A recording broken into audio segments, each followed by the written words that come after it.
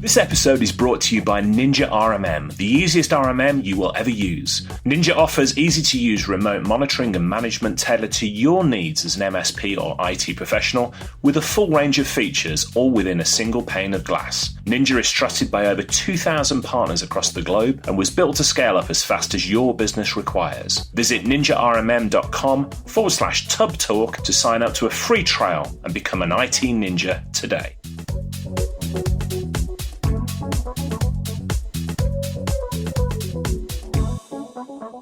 You're listening to Tub Talk, the podcast for IT business owners, with our featured conversation with Richard Tubb and Leigh Wood of Node IT Solutions.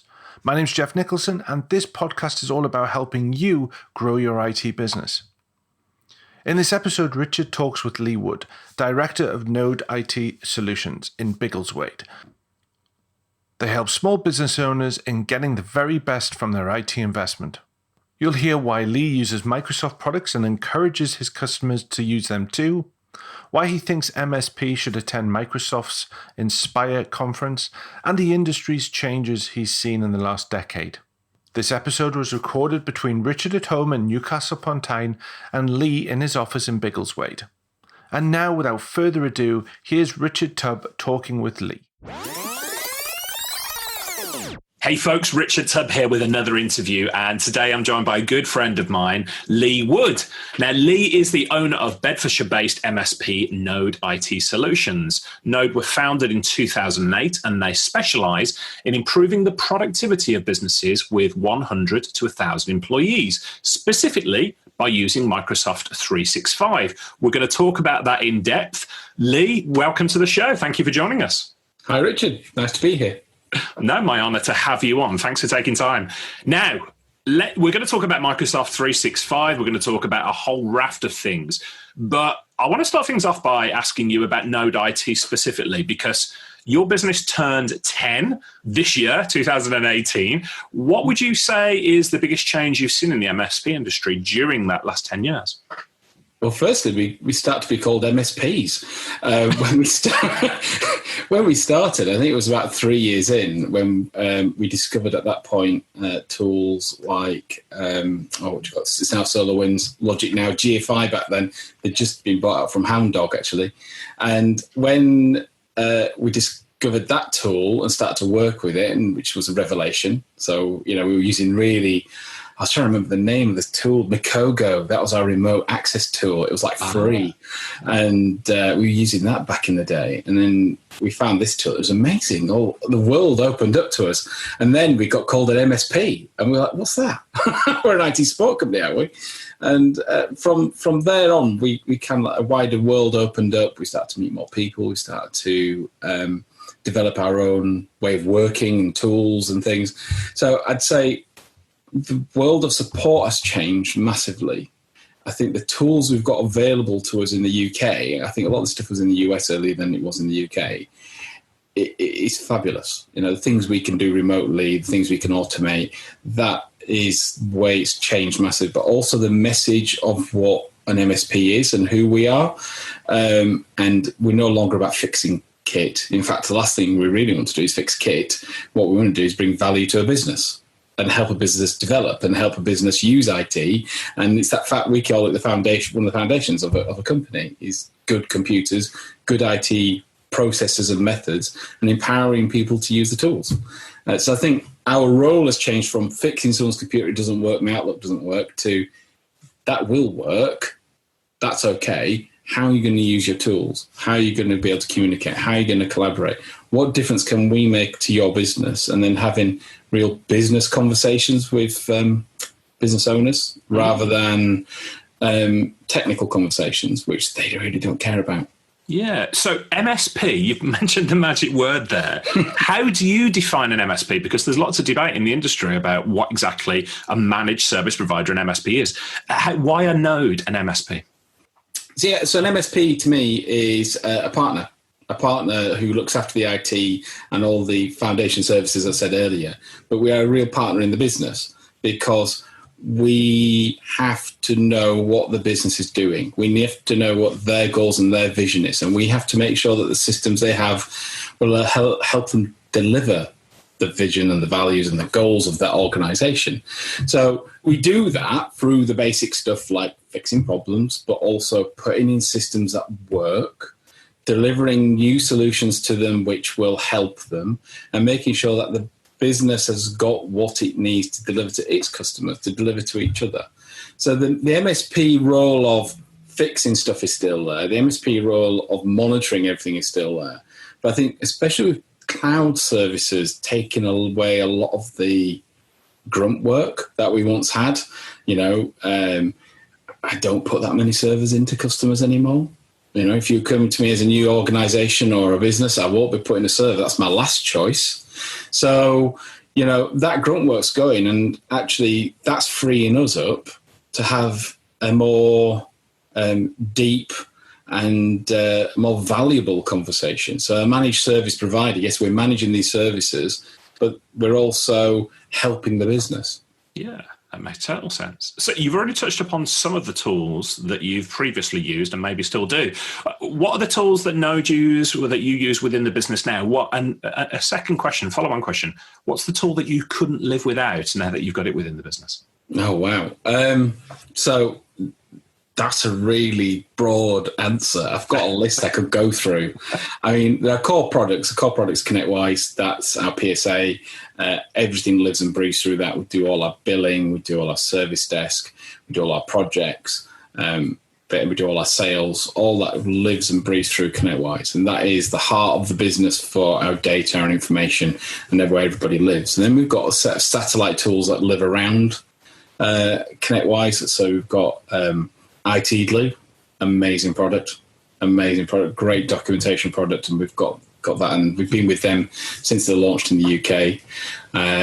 We've got Continuum, so that's a really interesting product. We moved away from SolarWinds to Continuum, so we would have the advantage of the NOC, because we do have servers out there. And that's really helped with the 24/7 maintenance and management of servers. And also we're starting to look at using help desk so that we can start to take away some of them reactionary tickets out of our business. So the team are then freed up to do delivery, go and get projects done, and do some of the meaty work and the high value work. Continues a great service for that. Orvik, what a tool. What a great tool. We're using PRTG for many years, and I love PRTG, but Orvik came around and I can't recommend them highly enough.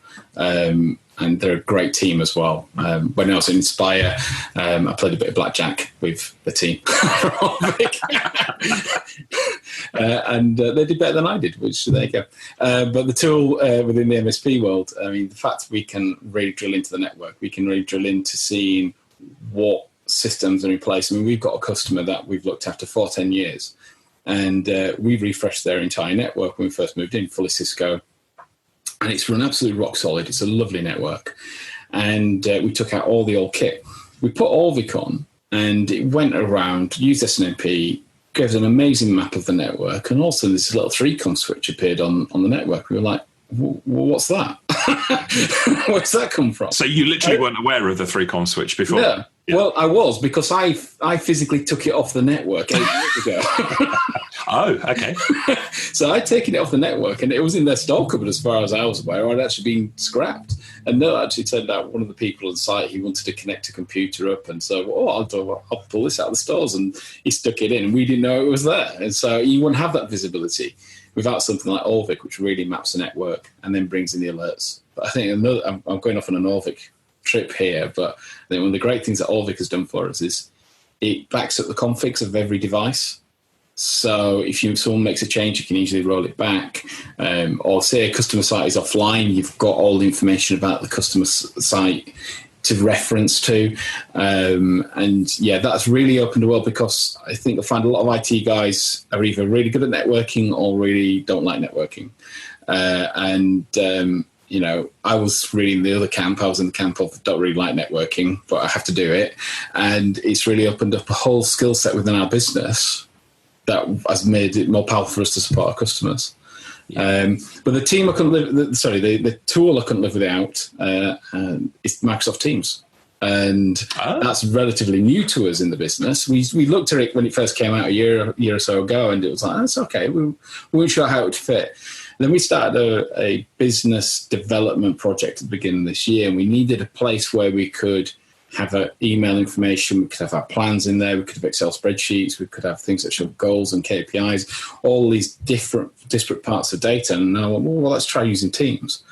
And it's been fantastic. It's a great window pane on the business or on a particular project. And you can bring all different tools that are in the Office 365 suite into this one place. And I think it really is the killer application that Microsoft have created, and we use it now for our day-to-day comms with each other, for chat, for instant messaging if you need to ask a quick question. We use it for video conferencing. We've used it for meetings, and then we also, when we're in a meeting, we take our notes in there. We've got OneNote things. It's a fantastic tool. Really, really. I think it was the one thing Office 365 was missing, was that thing to bind it all together, and now we've got Teams. Yeah, it's fantastic. I think that right now is the tool that's making a big difference to my business. Yeah, we use Slack internally here at Team Tub, sort of similar sort of premise. Let's talk a little bit more about this Office 365, perhaps versus Google Apps and the other things on the market. So I've drunk the Google Kool-Aid. I moved from Microsoft products when I was an MSP way back in the day, moved wholeheartedly across to Google. And the reason I did that is for the integration with third-party apps. So it integrates with Slack that we use heavily now, integrates with Nimble CRM and so on and so forth. It sounds as though since those days, Microsoft have really got good traction here and built tools like Teams and things that sort of surround the Office 365 infrastructure. So talk to me a little bit more about Microsoft 365. Why did you choose that as your tool of choice? If I can call it a tool, it's more like an infrastructure, really. And I know you've partnered really deeply with Microsoft to deliver those 365 solutions. What did that whole story look like for you? Well, this was probably the first partnership. Now, I'll go back a bit further, okay? I'm going right back to the start of my career in 95, 96. And I was a network guy. I started with Network 3.2, Network 4.1, Network 5, Network 6. Remember them? Yeah. I've got a Novell NetWare CNE 6 qualified. I was certified. I was only a CNA myself, so I doff my cap to you. So. You should do. You do realise that a CNA has to salute a CNE every time he sees them. That is the rule, you know. The listeners can't see this, but I'm saluting you as well. So Novell, I was Novell through and through. And when I started Node IT in my previous job, I literally, this was 10 years ago now, so I'd still just pretty much finished delivering a Novell 6.5 infrastructure. So still right up to 10, 11 years ago, we're still doing a lot of netware. So when I started Node IT, I was a Mr. Netware, and I didn't really know Microsoft. I knew nothing about Active Directory, and I knew nothing about that side of things. I had to look after Windows servers for many years, but really I was the netware guy. And starting Node, I realized actually, oh crikey, everyone else runs Microsoft. so I'm going to have to learn about it. And I remember our first job was running a Exchange cluster.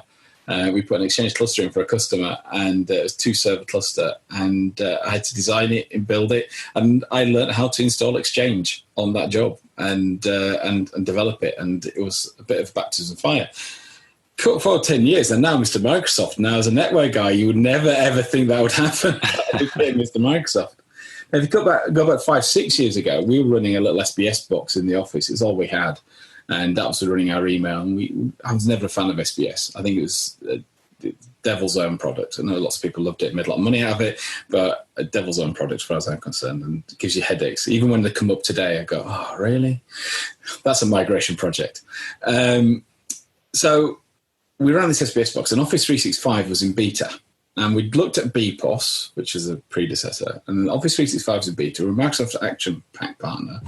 And I looked at it and I said to my business partner at the time, this looks really good. It means we don't have to run an email server here. We can switch the server off. Let's go to it. And we literally moved over to it that day. And haven't looked back since. We loved the product. Now, Office 365, back when it first came out, probably when you moved to Google, was nothing to what the product is today. Really nothing to compare. But we had great email. We had Link, which allowed us to instant message, which we loved and became a stalwart of the business, and even when it became Skype for Business and now Teams. And we had OneDrive, or SkyDrive as it was at the time. OneDrive and then SharePoint, which we didn't really get, but we've learned over the years how to cope and deal with SharePoint. And actually SharePoint has really come to be a much better product. So that's where it began, really, was I wanted to get rid of this server. Here's a tool. It's free because Microsoft have given us the licenses because we're an Action Pack partner. What's not to like? And we just got into it. And then we realized this is great. And we had a load of customers who've SMTP POP3 mailboxes, and we had all sorts of weird and wonderful mail servers here, there, and everywhere. And we just basically started migrating them over to it. We then, as the years got on, we got into some early migration projects. We did some meeting migration projects for colleges and schools. We did one for one of our customers, and that was a 2003 Exchange server to Office 365. And this was before all these wonderful tools like SkyKit, BigTitan, Cloud Migrator existed. Actually, no, Cloud Migrator did exist. That's the one we used. And but it was a nightmare. It was an absolute nightmare getting that over. But that's where the relationship began with Microsoft, and as in with regards to Office 365. And I made a decision then, because Google Apps was out. And it wasn't anything deep or anything at the time. It was just that the decision was we either do Google or we do Office 365. We can't do both. If we do both, there were only 3 of us in the team at the time. We'll be all over the shop. One people will know this, well, this will know that, and we won't be able to do a coherent service. So we said, that's it. Office 365 is what Node IT does. That's all we're going to do. We're not going to go to do Google. If you want to do Google, fantastic, brilliant, enjoy yourself, but you're not going to be one of our customers because we can't help you in that. But there's some fantastic Google people out there. Go and speak to them about Google. And off they went if they did that. But all our customers went Office 365, and all of our customers have come to us wanting Office 365, and we know that. So I've got now a team who know the product really well. We can migrate users. I think we've got some like 50,000 mailboxes under our belt of migrations over the years. So we've done some really big migrations. Unfortunately, we don't have 50,000 customers.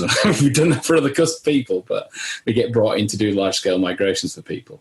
And we know that product really well. And with that, we carried on that ethos into other products. So backup, when Datto came into the UK, I was like, this is great. This is what we need as a backup product. We just do Datto. We don't do other products because my team know Datto. I've got Datto qualified engineers. I've got a great relationship with Datto. And if it's an issue, we know we can pull the server up. We don't have a problem. If you're running something else, well, I can't really guarantee I'm going to be able to deliver that service. Firewalls, managed firewall service, FortiGate, nothing else. None of you WatchGuard or your Sonic Walls or any of that. We do FortiGate. And that's the only product we do because, again, the team know the product really well. And it's a great product, great secure, and we can provide a service which is reliable, repeatable, and we know that it works. So that's why. And I'm not one of these people who feels I've got to slag off the opposition. I don't feel I need to say, oh, Office 365 has got better features than Google, or Google's, I won't say that. And it's not because it's not true. It's because I just believe in this product and that's what I can deal with. I'm sure if you've got Google, you'll have a great, wonderful life and you'll have great features. It's like driving a car. All cars have got 4 wheels on most of them, 4 wheels and a steering wheel and some seats, and they go forward, backwards, left and right. Google delivers email, allows you to share your files and collaborate. Office 365 delivers email, allows you to share and collaborate.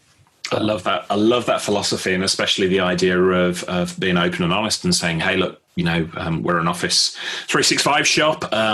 Google does the job really well, but that's not at all we focus on. I don't think there's any upside at all for denigrating the opposition or for being, so matter of fact about things and saying, look, we've made the right choice, and if you choose anything other than what we've chose, you're wrong. Case in point here, I'm using, the Google Apps Suite or whatever it's called this week. And it's a really good fit for me, but my needs are different. to say some of your customers out there. The other thing I really like about what you said there is, picking a vendor and going deep on it. I see so many MSPs who choose just to support everything and anything. And that's admirable. They're trying to do it to help the clients. But actually, I think they're doing the clients a disservice from a certain angle, because they're not going deep with that vendor support. And that I want to touch on a little bit more. So you've already mentioned this earlier on in our conversation, but you visited Microsoft Inspire, which for some of the older members of the MSP community like myself, used to be known as WPC, the Worldwide Partner Conference. Inspire this year was in Las Vegas. Why did you make that trip, and what did you get out of it? Well, we work with another partner company called Identity Experts, who are based in Huddersfield. And Matt Brunton, one of the directors of that company, I've known him for many years. He was in a different company, and I did migrations for that other company in the past. And we've always got on and had a good conversation, and just had a good laugh and done some good work together. And he was speaking to me. But he held an event because they've done a fantastic job of partnering with Microsoft, and they are real specialists in identity. And they do Azure identity product called MIM, and they do large-scale identity products. Okay, and what was the name of the company again? Identity Experts. Identity Experts. We'll include that in the show notes for anybody. Give a bit of a shout-out for them there. So they're great guys, but they've really worked the Microsoft partnership. They've got a tool set that works for Microsoft, and that Microsoft use, and they've really worked it, and they've got a great relationship. So in May, he held an event, or the team held an event down at Microsoft in Reading. And in that event, I got to meet some of the probably higher up people in Microsoft who really understood the market I was in, and gave me some fantastic advice as to what I should be doing in my business, as to make us align more with Microsoft. And Matt gave me some great advice, and Matt said to me, "You need to go to Inspire." And I looked at the costs of it, and I was like, I can't do it. Not this year. I'll go next year. But I've said that for the last 5 years. And then about 2.5 weeks before Inspire, Matt got on the call to me, and he said, "Look, we've got some work for you. Can you do these migrations for us over the summer?" And I was like, "Yeah, of course I can, no problem." And he said, "Are you going to Inspire?" And I said, "No, I'm not going to Inspire." He said, "Why not?" I says, "Because, cash and this and that and timings and stuff." He said, "You need to go." And he kind of guilted me into it, to be honest.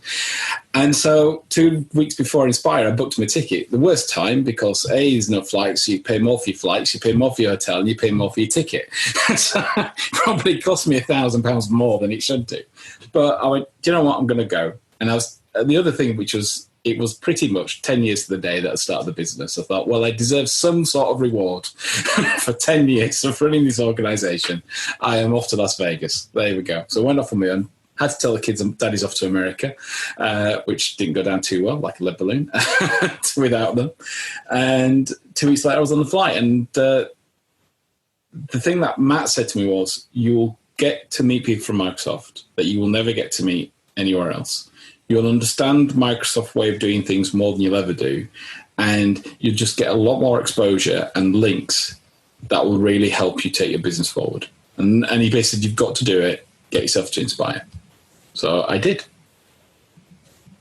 And Las Vegas, hardly the worst place in the world for a conference to be held. What was your experience like at Inspire then, as you're the very first WPC to go along to? Well, I'll split that into two things. Okay, so Las Vegas, a place I've always wanted to go. Okay, my mum's a massive Elvis fan, so as far as the Elvis, Viva Las Vegas, the whole thing. I was brought up in American Trilogy. It's always wanted to go there, and it's bonkers. It is completely and utterly bonkers. And I came out with the phrase, I think Las Vegas is both the best and worst examples of humanity in one place. And it's basically the best because the sheer ingenuity that they have put together to make this place actually exist in a desert is extraordinary. The worst for everything it stands for, because it's just about greed and getting money and all of this. But I had a fantastic time. I was on my own, lone traveller, spent a couple of days, went to a few museums, Pinball Museum. Oh, my God. If you go to Las Vegas, check out the Pinball Hall of Fame, about 80 pinball tables and classic arcade games, everything from Dragon's Lair to, what's its name? The Spy Hunter. I had no idea this place existed. Oh, yeah. I've spoken at Las Vegas before and I'm never even aware of this. Oh, it's awesome. I loved pinball when I was a kid growing up. And I had a fantastic... I went in there and I had about $20 on me, and everything's like 50 cents or 75 cents, but nearly about 50 cents. 2.5 hours later, my hands were killing me, but I was still playing pinball, and a fantastic time. My friend Vin Jahal of WEM Solutions, based in London, an MSP there. He's a massive pinball fan. Oh, really? He's never mentioned this place. So, Vin, if you're listening to this, we must organise a trip soon.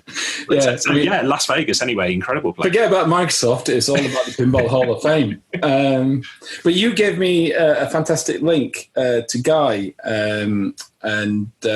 Guy Gregory at Microsoft. Guy Gregory, yeah. And it was the first morning I was in there, and I literally did a LinkedIn to him.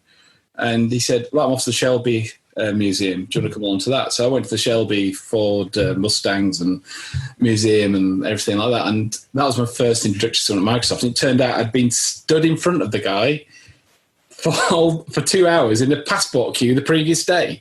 I realised. So that was a bit of a coincidence. So he was a really lovely bloke, and we had a good chat. And Guy is a fantastic guy, and then worked at a number of MSPs before he joined Microsoft. So really in touch with our community and understands what it's all really about. Good.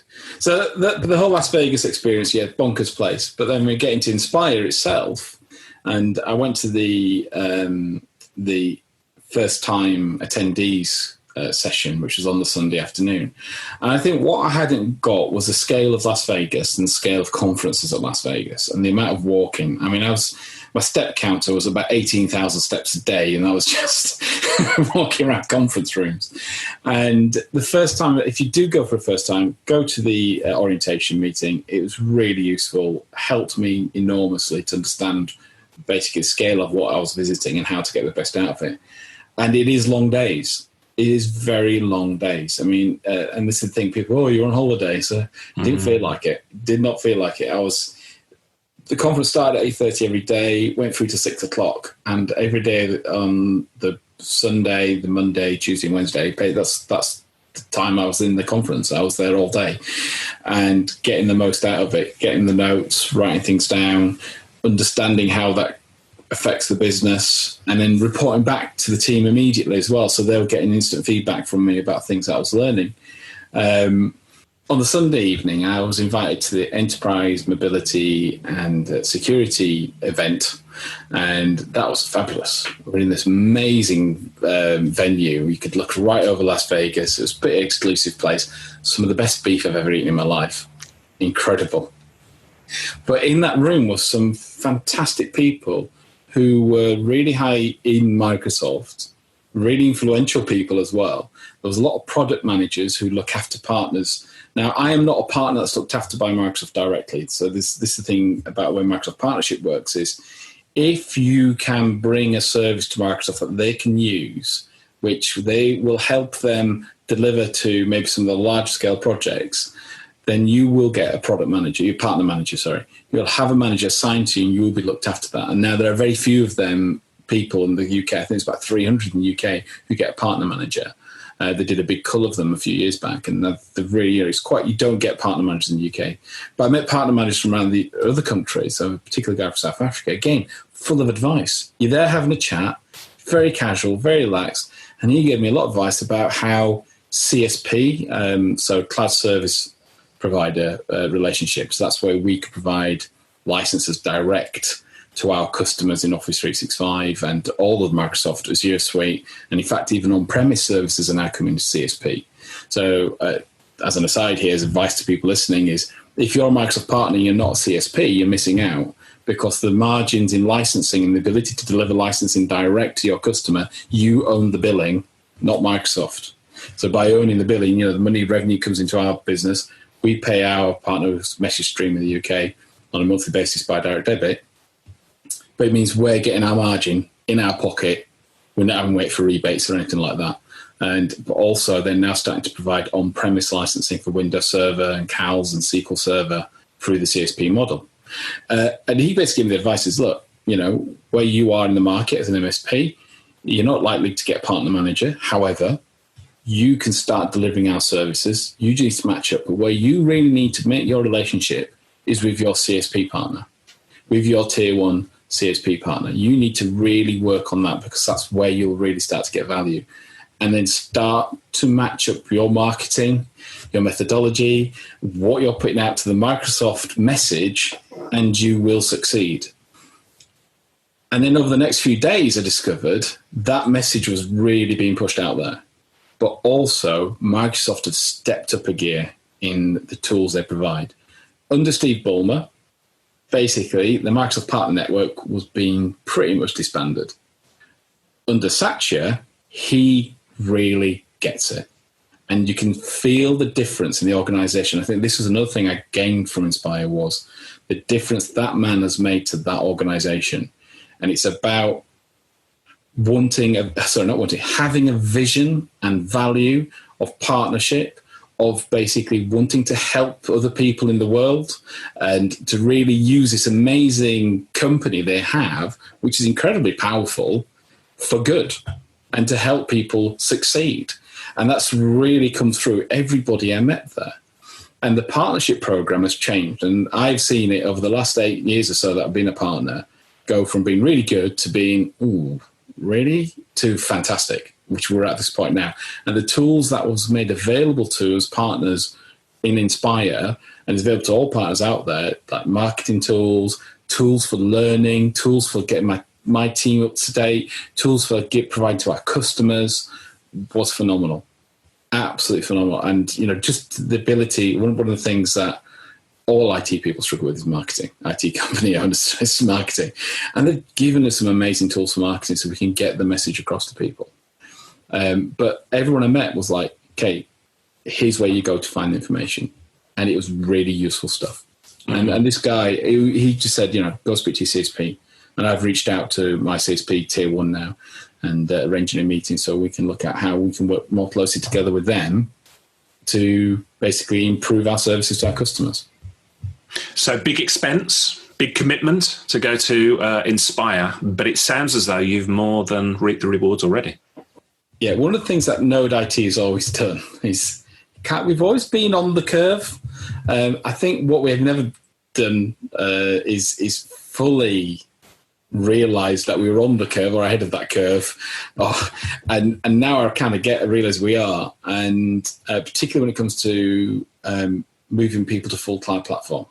And that's the thing, it's cloud first. It is modern desktop. These are some of the phrases they're coming out with, but really stick with the Microsoft 365 suite, which brings together Office 365. It brings the enterprise mobility suite and security suite, so which is all about advanced security protection, mobility, so things like Intune for mobile device management, and Windows 10 Enterprise. It brings it together into one suite. The Microsoft 365 suite is just fantastic, and they've really pushed that. And that is the big difference, because with that suite, I can go to a customer and say, we're going to move fully cloud. And we were already doing it. We were doing our first one before we went out to Inspire, and we were learning it. And I've realized that, yes, we've got it. And I know there are many MSPs in the country, because they ring me up asking, how are we doing this? So they want to know how to do this. They want to know how they can take someone fully cloud. And I've got a team who know how to do it, because we've embedded, and that goes back to the earlier message, we've learned the product, we've learned the system, we've learned how it works.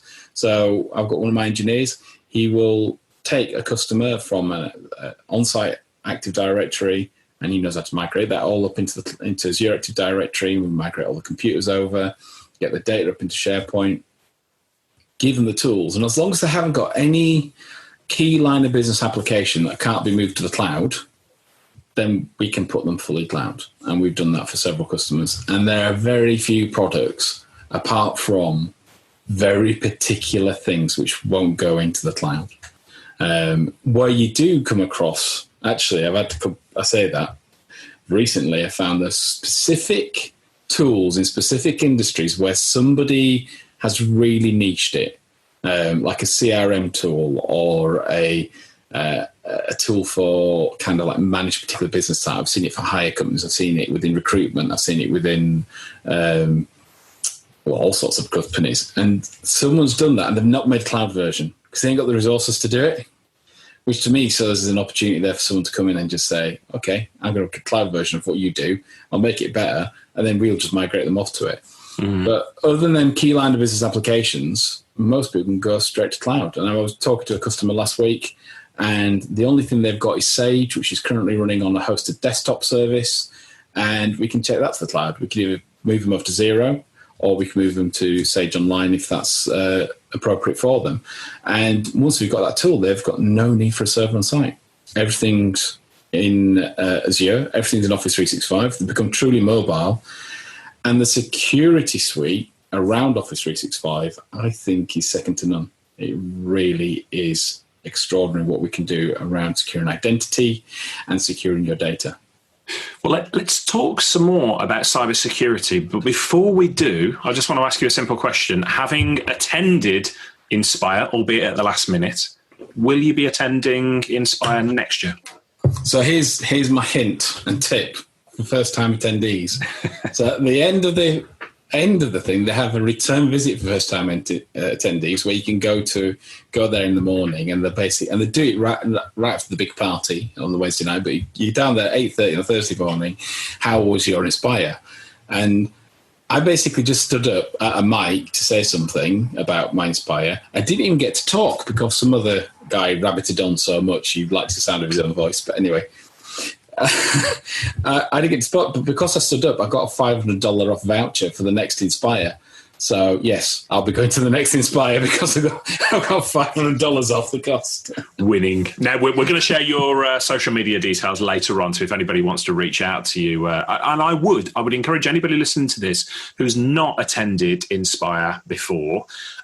First of all, to go. I certainly did it within my MSP business, and it was a huge catalyst. But secondly, to prep for it and to reach out to people like Leigh and Guy Gregory, who we've mentioned, and there's other UK partners going across there, because it makes the world of difference, doesn't it, to meet these people and to learn how you can make the most of your investment. I think that I wish I'd planned more for it. That's my lesson here, is because they did it so much at the last minute, and I went out. I'm already planning for July next year. I'm already thinking about how we work it in, and make sure my family holiday doesn't follow directly on like it did this year. And but planning ahead, so then you can start to make connections before you go to Inspire and understand who's out there, and then go and set meetings up before you go out there. That would be a key tip there. So if you know you're going to go, decide you're going to go now, pay for it.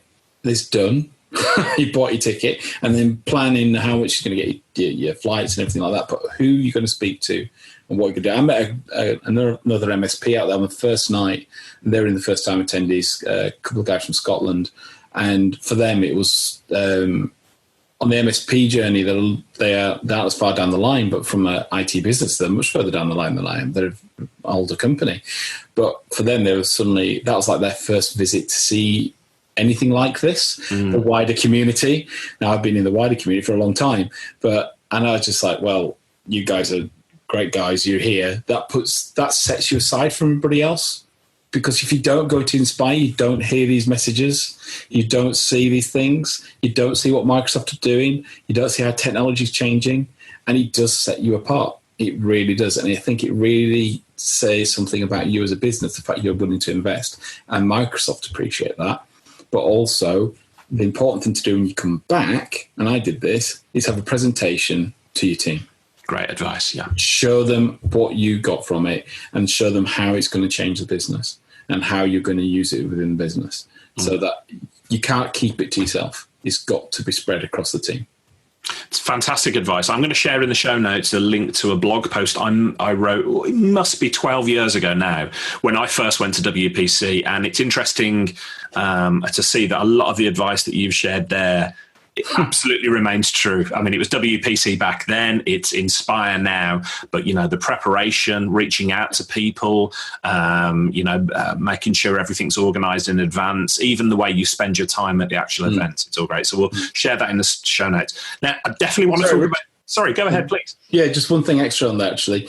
If you didn't go to Inspire, that doesn't mean you can't watch the sessions. If you go to the Inspire website, you can log on, and all the call notes speeches are there, which are fantastic, but also a lot of the individual sessions about Microsoft 365, about sales, marketing, all these different sessions that will run throughout the entire team, entire 3 days. You can go and watch them. So the sessions I didn't get to go to, and I've been watching the videos. So, watch one a day. You'll pick something up from it. So even if you didn't go to Inspire, you can get something from it yourself. So if you just go to the Inspire website, log on there, and you'll be able to start to look at the videos and watch them yourself. Fantastic advice. Now, where is Inspire next year? Las Vegas. Las Vegas. And is that, so forgive me for being a Google person out of the loop with the Microsoft conferences and stuff, is that going to be a regular thing in Las Vegas now? Because previously they used to move around. I believe so. So what they did this year, which is different, is Microsoft have another conference for the internal team. So this was done at the same time as their year end or the new financial year, so FY19. I learned all the lingo.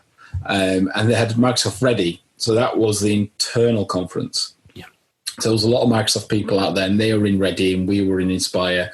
And there was a bit of cross-pollination between the two.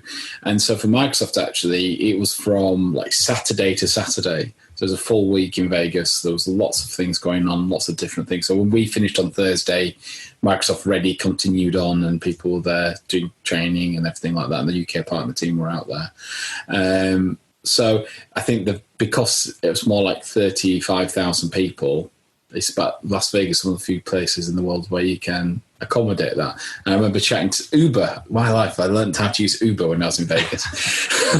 And one of my Uber drivers, he said, I said, yes, it's a really big conference. Oh, how many? I said, 35,000. He said, that's small. I don't know, 115,000, that's big, but that's a small one. We could easily cope with that. And the scale of these hotels is extraordinary. So yeah, it's Vegas is where they've kind of set their heart on. So it'll be Vegas next year. Bonkers place to be in. Well, thanks for sharing that. Now, before we talk about cybersecurity, and I definitely want to get onto this subject because you're an expert in this area. You talked specifically about community. You talked about being exposed to some of these ideas previously and that. Peer collaboration. I know that Node, yourself, are a member of the network group. I've seen you at CompTIA meetings. Yeah. Talk to me about why community is important to you, and what do you get from it personally, and what do Node get from being a part of the community as a business? When about 5 years ago, I took on Node fully myself, and I didn't know there was a community of IT people, and there was so much I didn't know about. I was literally just muscle and feel, as the HTG guys like to call it, but I knew nothing about the wider community. And I just thought every IT company out there was kind of like your competition and your enemy, and I didn't know that people actually talk to themselves. But I was listening to this podcast, and podcasts before it became fashionable recently. I was listening to podcasts years and years when they first came out, so I've been listening to them all the time. And I was listening to this guy called Richard Tubb, and he was constantly going on about stuff. And I was like, oh God, this is interesting, but how does he know that? And he'd mentioned things like CompTIA, and I was like, okay. So I looked up CompTIA, and I was like, I'm not sure about that. And then I went to GFI, did a conference, and I met John Towers and David from Grant McGregor. And they were like the first two other IT people IT company owners I've ever spoken to. And they opened my eyes, and they told me about various things out there, and about CompTIA and things like that. And of course, Gemma from IT Marketing. Gemma Telford. At the time, yeah, Gemma Telford. She was a customer of mine at the time. And in fact, it was at Gemma's where we first met. That's right. Yeah, Gemma was previously been on this podcast. In fact, I think it was episode 5 or 6, going back quite some time. But yeah. Yeah. And she was involved with CompTIA, and I was at GFI, and I was talking to the people, and I was like, wow, this is amazing. People talk to each other, and I've got ideas. So that opened my mind a little bit, met CompTIA, and joined up, and then did nothing with it. And then the following March, I went to my first community meeting in CompTIA, and basically met some fantastic people. I met yourself there. I met lots of different IT company owners, and that really began my journey into community. And I know that my business wouldn't be what it is today without community and without the wider community in the UK. And I think people are often surprised when I tell them you can go and speak to another IT owner and they will tell you their problems, or they'll help you fix your own issues, or they will share. And that's what CompTIA gave me to start with. And then about 18 months ago, I joined Network Group. And I first heard about Network Group through your podcast and an interview with Phil Morgan that you did a long time ago. Yeah. And I thought that became kind of like an aspiration to join Network Group, because it sounded like a great group and their particular requirements to join. I thought, will I ever be able to do that? And a couple of years later, I met Mostin, and then I met Phil, and I got brought into Network Group. Now, what Network Group gives me is a phenomenal peer group of people who are like-minded, want to succeed, want to work together, and will help you when you need it. And I've had some fantastic support from members of the team of Network Group over the last year. I spent an amazing day with Grant McGregor, where they basically showed us everything, how they operate and how they work together and what's important, and how delivering their vision and their values and supporting their team. And we picked up so much from that one day. And, for someone to open the doors to their business and let you in, it's like, just leaving your door open, your front door open, and letting people into your bedroom and everything. It's so personal. And especially another company who do what you do. And I wouldn't have that if they didn't have the trust of me and I didn't have the trust of them. And that relationship that builds over the years. And when I've had some tough times in the business, I know that I can pick up the phone and say, look, I've got this going on. Can you help me? Or what would you advise? And I've had that advice and I've had that support. And, you cannot put value on that. But it's also opened my eyes to the other services that are out there. So I got introduced to Continuum through Network Group. I got introduced to Allvic. The way that we work with team. And there's a big movement now within Network Group in particular, being spearheaded by Mark Matthews, around vision, value, use of traction to help your business, which is Traction's the buzz book of the Gina Whitman's book. Yeah. And I honestly can't put value on really the support that you get, and knowing that if you do these things, they will work, or if it doesn't work, there's always someone to speak to. Yeah. As somebody whose own MSP business was absolutely built on the back of collaboration and learning, I can't speak highly enough about it, and I'm so glad it's working for you. I'm so glad it's working for Node. Fantastic. Okay, let's talk cybersecurity then. So you've done significant pieces of work this year with GDPR. You've got Cyber Essentials on the go. I know that. I know that you were an invited guest to the National Cybersecurity Centre this year as well, for instance. Question, how do you see the state of cybersecurity for small businesses right now? I think we're at an exciting point, really, now with cybersecurity. I started selling a managed firewall service about 6 years ago, 5-6 years ago, based around FortiGates, and no one would buy it. Okay, it was like the hardest thing in the world to sell. But now it's kind of like they go, yeah, we need that, fantastic, tick, because the awareness is out there. I think GDPR has done us a massive favour. I think people really didn't understand that there's this collective responsibility for cybersecurity at all sorts of levels. It's not the IT guys that are responsible for it alone. It is the business owner. It is the people who are doing the finances, the people on the ground. It's the person with an individual laptop. And that there isn't just technical defences now that will help you. It's not like back in the day when we used to run around with a floppy disk and clean your computer and then say, right, your virus has gone, fine, great, woo. It's not like that anymore. There's so many layers to cybersecurity, and yes, we can put the technology in place, but if we don't then teach the people to look after their accounts, look after their passwords, and and give them the training, then realistically, someone's going to get in. And just last week, we had a customer who had a compromise of username and password combination, and it started sending out malicious content. But the difference was then, we knew it was going out. We found out very quickly and we were able to take action. But not only that, with the logs and the systems you got in place, we were able to find out where it was coming from. So we could see someone was logging in from Lagos. And so we were able to take precautions, and actually we'd looked at that account, we talked to the customer, said, well, does somebody need to log on to that particular account remotely? And they said, well, no, actually they don't, thinking about it. Okay, let's disable remote access. So, or put in what's called conditional access in Azure, so that that account can only log in from within your premises. So we reduced the threat straight away around that account for them. And we're able to then give them the right advice of, right, send this email out to your customers of saying, please don't click on the link, it's malicious, and we've taken this action. And we're also having a relationship with a company who understands GDPR. We're able to call them and say, look, is there any GDPR implications on this? They actually said no on that particular one. But make sure you document what you've done.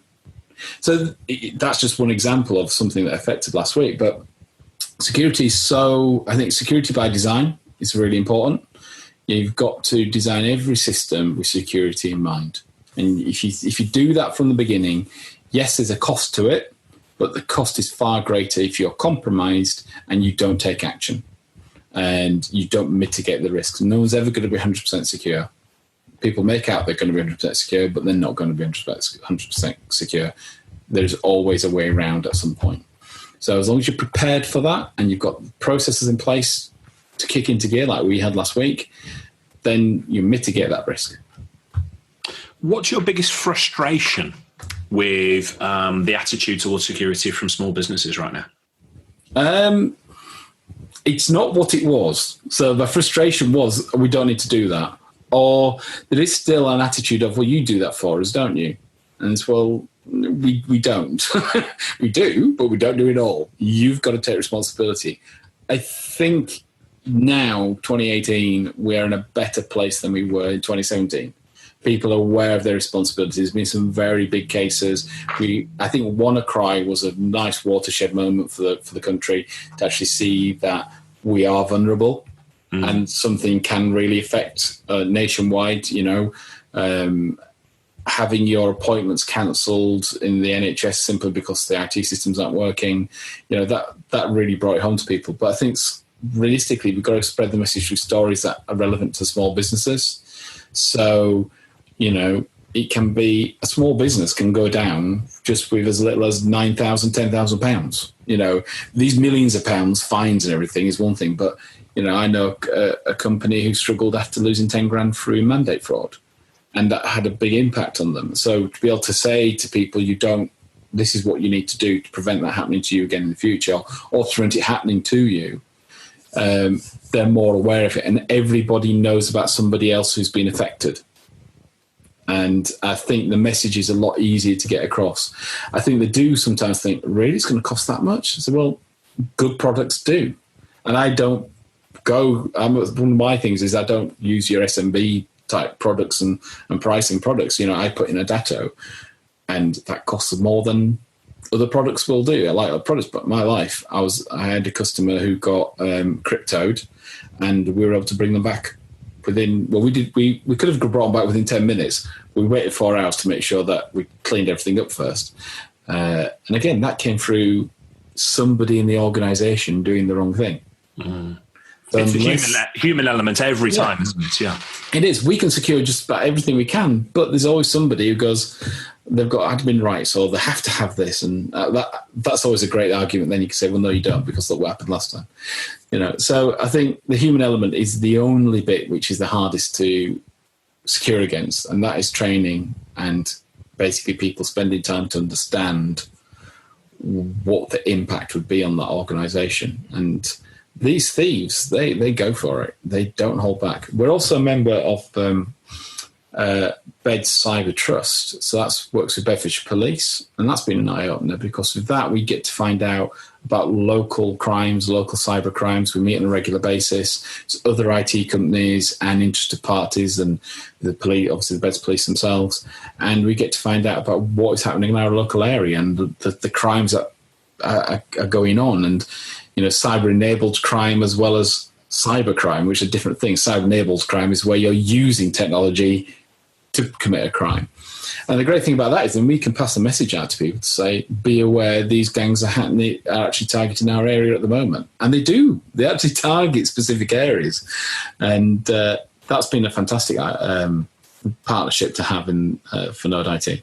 It massively overlooked, I would say. You know, we used to partner with West Midlands Police when I ran my own MSP, and I think most IT companies would benefit from reaching out to their local police force and saying, hey, first of all, how can we be of help? How can we help educate people? But also, lots of authorities have got these sort of schemes where you can keep your ear to the ground, you can understand what's happening and let your customers know that. That's value add for your clients, isn't it? I think one of the other things that we're looking, you mentioned the NCSC, so they did a review of Cyber Essentials. And again, Cyber Essentials, every IT company should be Cyber Essentials minimum and working towards Cyber Essentials Plus if they're not already. So I think every IT business should be Cyber Essentials, if not Cyber Essentials Plus. We're currently ISME Gold, so that's the certificate body we work with. And we found bringing customers up to the Cyber Essentials standard, it's really worked well for us, and we've helped a lot of customers do that. But I went to the NCSC because they're reviewing the standard, and that was amazing. So the National Cyber Security Centre is an incredible resource for us. The publications they create every week, their weekly threat report.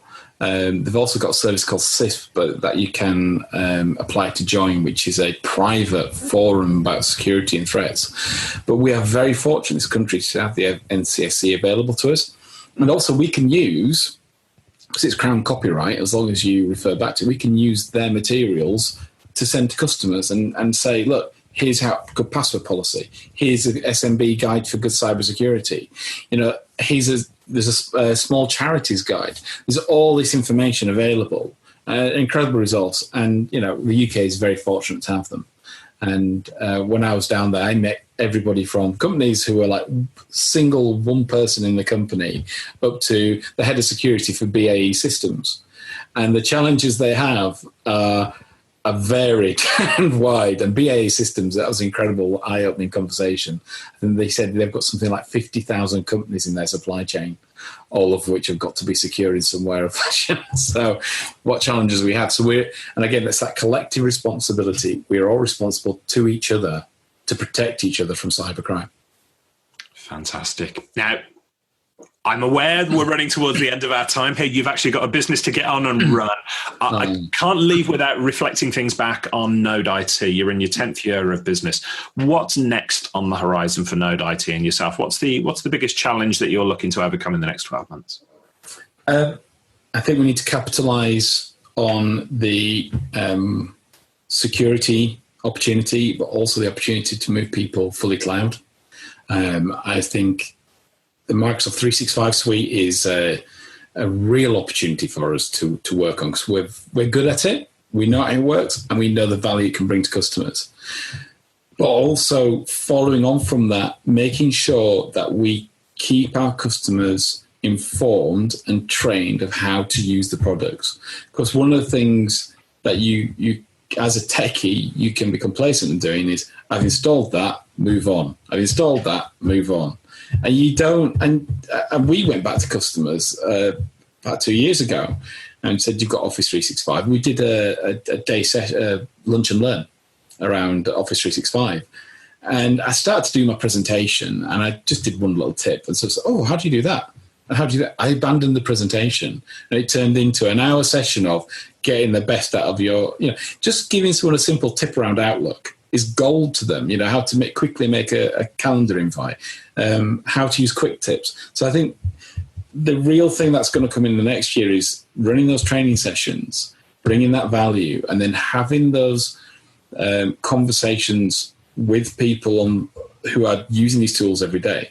But also I think the other challenge that we need to address is the virtual CIO type role. So having board level relationships and partnerships and finding out what they're trying to do in the next 3 years. What's their 5-year plan? You've got some companies who've got 10, 50, 20-year plan, hundreds of years plans, I've come across them, And if you know what they're trying to achieve, you can put IT that works. Now, IT changes all the time. But, if they start using a tool and it works for them and it starts to really drive revenue or drive productivity, we need to know that that's what they want to do. So I think those conversations. I think the personal challenge in the business is marketing. That is, I think, always been my Achilles heel in the business, and actually driving people towards us through getting the message out there. And we've recently, Maggie, my wife, joined the business last year, and she's recently started on using LinkedIn and really started to get content out there. We are automating that content going out and then really driving a message forward. So using marketing as a way to not necessarily just drive sales, but drive information out there, drive awareness, make the community aware, or so the business community in the area aware of the things that are out there. I recently read Go Giver, and I think there's a really good message in that book of giving out, and it will come back. But you give out because you want to give freely. You want to do that, and I've always been that sort of. I was a scout.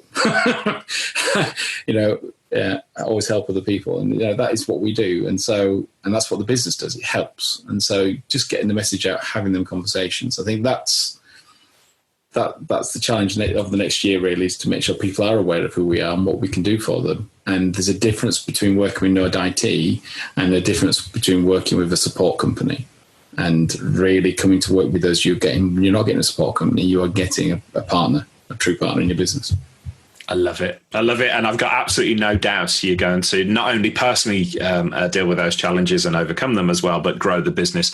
I've watched with interest over the past few years since you and I have become friends, watched you grow the business in leaps and bounds, and so glad to see where you're taking it. Leigh, it's been an absolute pleasure talking to you. I just know that the listeners are going to have loads of questions specifically for you. So if anybody wants to continue the conversation with you, how do they find you online? Well, they can email me. That's absolutely fine. My spelling of my name is Leigh, not Lee. That my mum will say to a dying breath, that is the male way of spelling it, Leigh. And I agree with it, because I've got the baby names book which says it for when I was born. So lee.wood@node-it.com, or you can find me on LinkedIn as well. Just communicate direct through there. Absolutely. Fantastic. It's been an absolute pleasure talking to you, mate. Thanks so much for joining us today. For anybody listening today who wants to follow up with any of the things that we talked about, we'll include significant amounts of detail and resources in the show notes. I know Leigh's dropped a lot of value there during our conversation. That's all for today, folks. Thanks, Leigh, and thanks for joining us. Appreciate it. Thanks for listening to Tub Talk, the podcast for IT business owners. You can find the show notes and bonus content for this interview, along with dozens of other interviews with IT business leaders, over at www.tubblog.co.uk. If you enjoyed this podcast, then we'd really appreciate you rating and reviewing the show over at iTunes. Every review helps us reach new listeners and helps raise the bar for success in the IT industry. Thanks for listening. We hope you enjoyed the show as much as we did. Tune in for our next episode when Richard speaks to his latest guest for more valuable insight into the world of business and IT. This episode is sponsored by Ninja RMM, the easiest RMM you will ever use. Ninja focuses on simplifying your life as an MSP or IT professional. Are you moving from a break-fix model to fully manage your assets? Have you already embraced the world of managed services and are looking to expand your portfolio? Well, Ninja's platform combines monitoring, alerting, antivirus patching and IT automation, providing your business with a single pane of glass for managing multiple devices across various environments. Visit ninjarmm.com/TubTalk and become an IT ninja today, and mention you are coming from Tub Talk. Ninja will have a special offer ready for you. Hey team, this is Richard again. Just one more thing before you take off, and that is MSP Insights. Now, every Tuesday, I share my thoughts on the business of IT with you, the managed service community. Thousands of managed service providers already subscribe to MSP Insights. It's easy to sign up, easy to cancel. MSP Insights is basically a short email from me every Tuesday without fail, with advice on growing your IT business, plus cool resources I've found, discovered, or started exploring that week. It's kind of like my diary diary of cool things and often includes articles or books I've read, tools I've discovered, and events I think you'd be interested in, often sent to me by my friends and Tub Talk podcast guests. So, if that sounds fun, a short, tiny bite of MSP goodness every Tuesday, and you'd like to try it out, just go to go.tub.co/Tuesday. That's go.tub.co/Tuesday. Drop in your email and you'll get the very next one. Thanks for listening.